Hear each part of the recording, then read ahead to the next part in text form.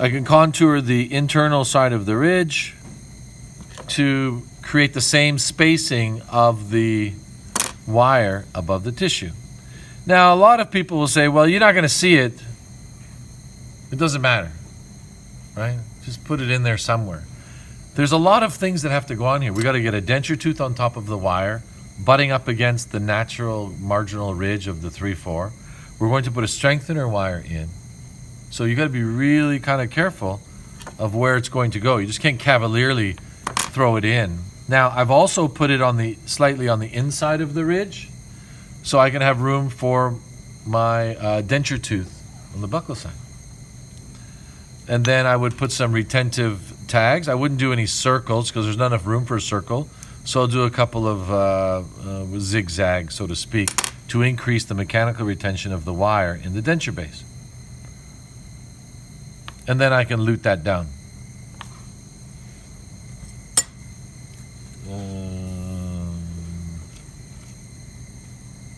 There.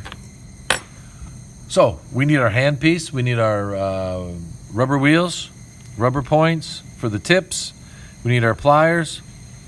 We need our pressure, our Bunsen burners with wax. We need our models. Now I use the term models because we need two. One you handed in with the custom tray. If you have another one, that's the one you'll be working on. We need a duplicate model of the master model because when we go to process this, what's going to be left of this master model? It will not remain intact. So we need the duplicate model to fit the acrylic partial to the duplicate model, roughly, so we can make sure the denture draws in the patient's mouth. So it's void of any of the undercuts. You can see there's a little space here.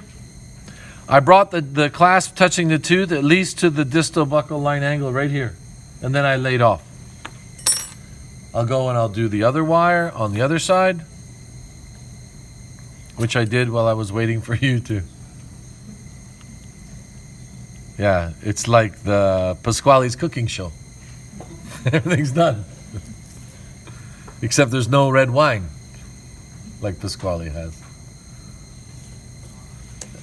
I also bent that one earlier too, the other wire. So there's lots of wires. And then if you assess where it is on the red line, it is very close to the red line that I drew on here. And conversely on the other side, even better on that side. Just now, if you notice this, it looks easy, but there's only so much room to put this wire in. This corner of the wire is below the marginal ridge and is below the marginal ridge, so I can get the denture tooth on top. So I'm going to pull out the first one here is the, we'll do this side first. It doesn't matter. The second bicuspid. The teeth cards come in 8 posterior teeth. Try to start with the number 5. The tooth already has, the patient has number 4 already. Okay, some of you might be giggling, but there's many people that come up here with 4, 5, 6, 7. They've got 3 bicuspids. So I've seen many things.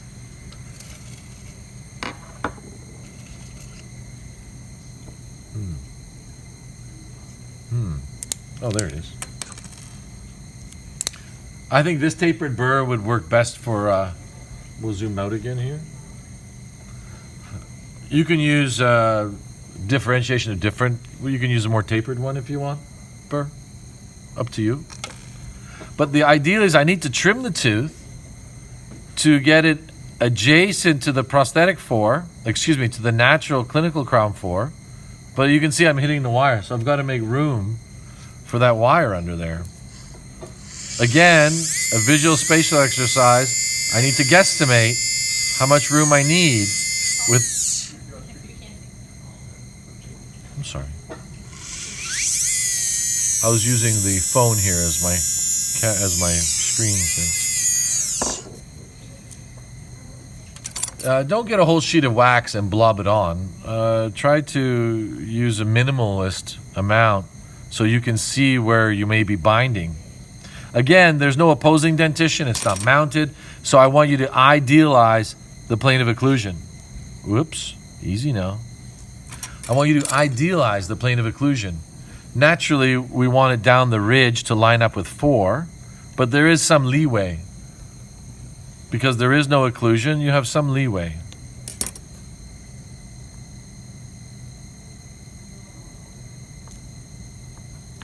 I need to trim underneath the tooth here a little bit.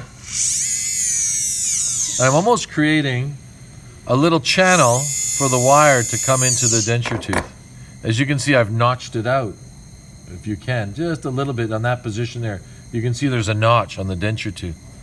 Hopefully it won't be visible, and therefore I can get this snug right up against number 4. I'm looking from the line angle that this is not sticking out too much. I'm looking from here that it's not too high. I'm looking from here that the lingual cusp is not higher than the buccal, which it is. So I can take this off. So my goal for you today is 3 wires and 6 teeth, waxed up, processed for heat cure, and then we will begin the investing next week.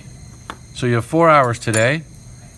Use the classroom time wisely to achieve the setup. It's easy because we don't have an opposing, like I said, an opposing dentition. So, perpendicular to the clinical crown 4, I look this way to make sure that because these denture teeth are used for full dentures as well. So they're used for many situations. If I'm finding that the lingual cusp is a little higher, I can customize it and reduce the height of the lingual cusp.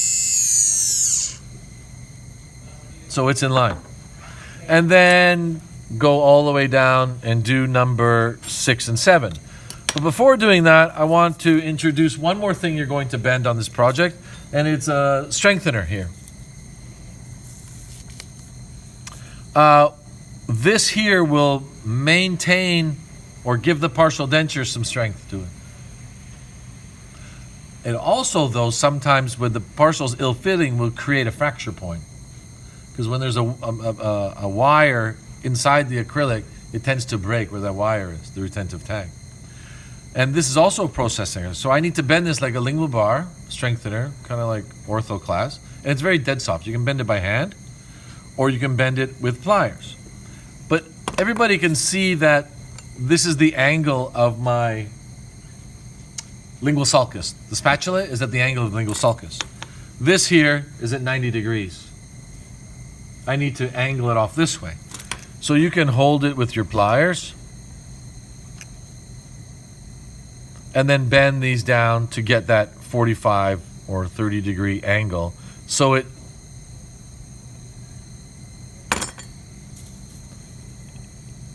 now I'm going to take some of this wax off because I'm going to be running into it. And this will go just below the retentive tags of the wires. So you can see where I got my retentive tag. I've got my lingual frenum here. I got to stay away from that. I can't go around the gingival margin. If I outline the lingual gingival margin of my lingual frenum, that gives me about here is where it's got to go. Not much room. So the lingual bar will go here. I've also got to visualize, remember the attached and detached mucosa of my finished product. Whether it's an alginate or final impression from your custom tray, this is the extension border of my denture. So I only have that much room to squeeze this wire in between the retentive tag, and around, let's say, the first molar will come into the palatal area, or the tongue area. There's no palate. And must be passively, fit passively.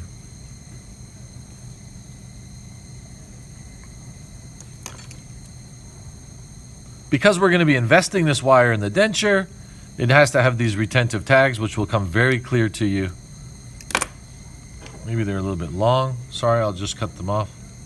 I think I got too much of them in there. They'll be touching each other.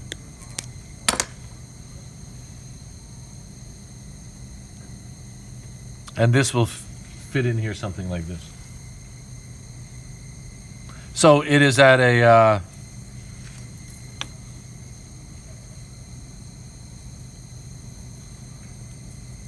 maybe 20, 30 degree angle, just sitting above the tissue. I'm not going to lie to you, it's not that easy. There's a lot of fiddling around here to get it just right, but there's no rush. Take your time. And it's dead soft, so it won't fracture from work hardening. If it fractures from work hardening, you've really bent it a lot.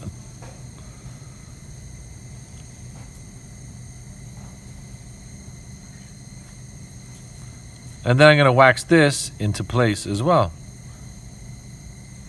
I'm not a big fan of the strengtheners, but this is only a temp, because when you're making an acrylic partial denture, it's not a permanent prosthetic. It's transitional, meaning something's going to happen in the future. Not to do a cast partial denture or some fixed implant. This is really still the bottom end of prosthodontics, where this is transitional. This patient maybe has compromised abutment teeth, or these remaining 8 teeth, something systemically is not right. Plaque, calculus, mobility, infection, who knows what's going to happen. Maybe they're going to go and get all of these taken out and make a full denture. I don't know. But really the acrylic transitional, or the acrylic denture, is transitional in nature, meaning a year tops. Unfortunately though, due to economics of the client and the marketplace, some patients will receive an acrylic partial denture because it's cheaper than the cast partial version. So they're saving whatever they can afford and then going ahead with this prosthetic for their days on. This is not good for the patient over long term because it covers all the free gingival margins of the natural teeth. Same as the acrylic thumb partials we made. When it's covering all these free gingival margins and the denture has some mobility, it's really exacerbating this CEJ, or the free gingival margin.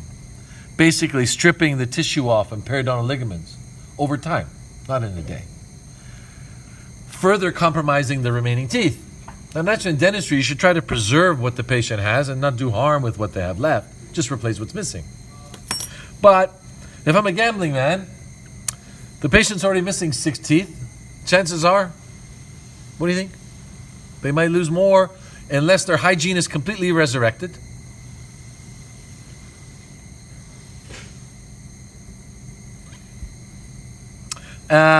And they really kind of change their, dental ways or dental life. So I've got that in place, and then I'm going to continue with my 6 teeth wax up here. You don't have to trim a lot of the denture teeth. I made it easy. Maybe the number 5 is the only one that takes a lot of alteration. And naturally line this central groove up here on all the prosthetic teeth. Let me add some more wax here.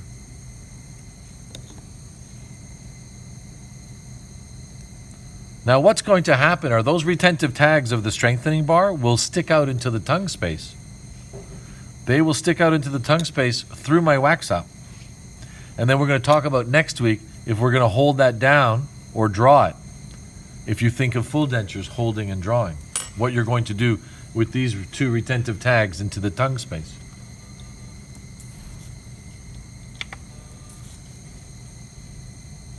Number 6. And like I said, even in full denture class, you spend more time with the wax than you do actually setting up the teeth. The wax seems to be, slows us down. It's important to have your Bunsen burner on with the wax pot with some molten wax to expedite the procedures. So we're not sitting there, folding a piece of wax. And then I think through practice, you'll find out which wax that you become accustomed to versus flow temperature and heat rate, spatulas, how much heat they retain, which will in turn, like I said, create a little bit more speed of making the prosthetics. Why is speed important? Unfortunately, it is. While I'm waxing up here, can anyone tell me why speed is important? Typical capitalistic idea where time is money. And the less time we spend on things and the faster we can make them out, then I guess the higher rate of return. Would you not agree? Now, without compromising the integrity of the job is the goal. You can make something really quick, but it doesn't really make a difference if it can't be fitted in the patient's mouth. Or if it doesn't look right, or if the bite is off, or the shade is off. All these things have to be on every time. Now, naturally, we're following the directions of the practitioner, so we're assuming that their bite registrations, final impressions are all correct, and that their patient management is even more correct. So patients' expectations are managed. For instance, if this patient is missing 6 posterior teeth, and their number one goal to get these is so they can eat steak once again. I'm sure they could eat steak on these 8 teeth, and they think this is going to change their life. Maybe spend the money on a better quality cut of meat rather than the 6 teeth. Don't know. But the expectation is my goal, it was my point here, of the patient, right? Some people will get this denture saying, you know what, I'm entering the dating scene, these posterior teeth will give me confidence to go out there and meet Mr. and Mrs. Right, whoever that may be. I need these teeth before I can go for my job interview because I'm self-conscious that when they ask me questions, they're looking in my mouth. I don't know. For everybody, it's different, and for the dental technician, it's the same. I can't see any of those scenarios when I look at the model. I can only imagine them. And the more crazy ones I can imagine, then the more softly I tread in creating the prosthetic. A little more care, right? So as I'm waxing it here, a couple of, let's say, pop psychology things will go into my mind. Why am I making the denture? Well, I didn't really go to school for anything else. I learned how to do this, number one. Number two is I love making things. Number three is I really care about people. Or maybe I'm at the point where I just need a paycheck. I really don't care about the denture. The denture is my segue, or is my avenue to revenue. You decide what it is for you. Right now you're a student, but you decide what motivates you in the future. I can honestly say all of those things have motivated me. 1 to 10. And still seeking motivation, right? Or some people, fragile, are saying, you know what, I just want approval. I want the dentist's approval. So I'm doing this so they can say, wow, you're great. Because no one told me I was great. You know what I mean? Mom breastfed my brother longer than me, and I was like the unforgotten one. Or forgotten one. You see what I mean? I was uncared for. So am I doing this for praise? Am I doing this for economics? Am I doing this for some vocational calling from above? The clouds parted, a lightning bolt came down and hit me in the head and said, you would be a dental technician? No. I just make stuff up as I go. I don't know. You decide. Right now you're a student. Well, I got to do this because I paid my damn tuition and I got to finish the class. Right now, that's your goal. Now, when we finish all these things, I'm only doing one side because I don't want to waste your time from working. By watching the screen, you will not get better. Some people think that if I talk to you all day, osmosis into your gray matter, you are better. Not really. The only way to get better is this. And I'm a testament to that because I am not naturally gifted. 0. This is through repetition and maybe some abuse on the job. Right? Whatever language they were using to tell me. Right? Paul, schnell! Hurry up! Okay. Whatever. Now, through repetition, you will gain skill. Through repetition, you'll gain failure. Through repetition, you'll gain success. This is really simple. You don't put the time in, you don't get better faster. Simple as that. What's better? Better is making the same mistakes less. I think that's better. So I look at this magazine here, the state of the subcontracting market. So this is telling me, okay, let it be a USA rag here, paper, magazine, but 86% of laboratories are subcontracting out because now they've hit another point where it's like, well, I'm not doing this. We've got people to do that. I'll send it to Mexico and China and the Middle East or some guy in a basement. I don't know. I'm going to send it somewhere. This would be the denturist model possibly down the hall where they're like, well, I don't need to know that. I take impressions and I will send it to a magical place. I'll get technicians. I was at the meeting Friday. Ms. Kodar, I was at the meeting Friday. Denturists down here, or we weren't here, the students weren't here. There was a digital symposium here Friday. Denturists came up to me and said, Paul, you teach dental technology, right? Yeah. There is no dental technicians in Ontario. I said, there's many dental technicians in Ontario. They just don't want to work for you. They don't want to work for denturists. And then I almost wanted to say, look at yourself in the mirror, right? Denturists on that third floor. And as I said, look at yourself in the mirror. Unless you're selling me potatoes at the farmer's market, I don't want to work for you. Because look at yourself. That's what goes through my mind. What you're presenting out is what you're presenting in. So if you're looking for a dental technician, maybe you shouldn't look like a potato farmer. Just because they grow potatoes in that part of Ontario where you work, doesn't make sense to me. Am I judgmental? Yes. Should I be? Possibly not. I'm sure he's a really nice fellow. But unfortunately, the harsh reality is we're judging. The dentist is judging me through this work. Right? My name is here. Paul. They are judging me through this. They don't know me. They don't know I've had 6 wives, 2 children die, a dog with 3 legs, and goldfish that keeps jumping out of the bowl. They have no idea. Nor do they care. They care about themselves. They care that this denture fits, goes in the patient's mouth. They should care about the client. And then, how do they care for me? Maybe through, well, I paid you. I care for you, I paid you. Well, it's just money. Now we're going to have a discussion about